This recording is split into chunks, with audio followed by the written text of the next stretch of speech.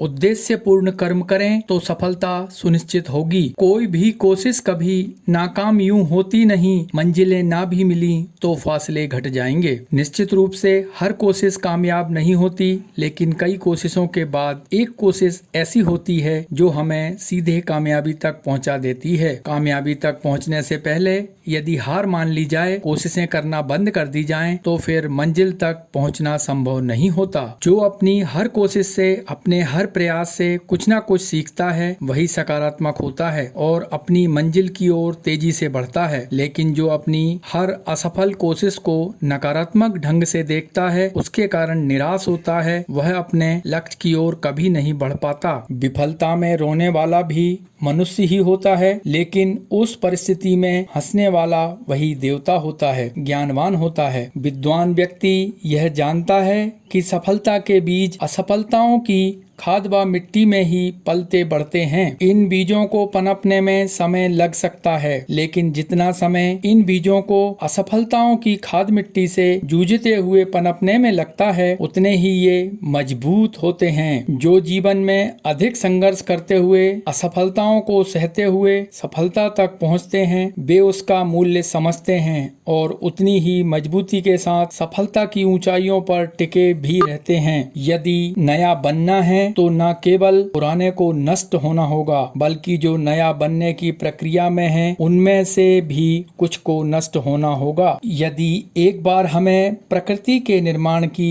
यह प्रक्रिया समझ में आ जाए, तो हमें सफलता का एक मूलभूत सूत्र हस्तगत हो सकता है। समाज ने भी सफलता और असफलता को अपने ढंग से परिभाषित कर रखा है। उसकी एक परिभाषा के दो मुख्य आधार हैं। पहला है कर्म और दूसरा है उद्देश्य। यदि कर्म करते हुए उद्देश्य प्राप्ति हो गई तो व्यक्ति सफल, और यदि कर्म करते हुए उद्देश्य की प्राप्ति न हो पाई तो वह व्यक्ति असफल मान लिया जाता है। दरअसल असफलता का प्रकृति में कोई अस्तित्व होता ही नहीं है। हम सफल भी होना चाहते हैं और असफल होने से घबराते हैं, जबकि हमें सफलता व असफलता के मानसिक द्वंद से बाहर निकलकर पूरे मनोयोग से अपना कर्म करना चाहिए। अखंड ज्योति, नवंबर 2020, पृष्ठ क्रमांक 16। इस चैनल गुरु गायत्री को लाइक कर लीजिए, सब्सक्राइब कर लीजिए और अपनों में शेयर जरूर कर दीजिए।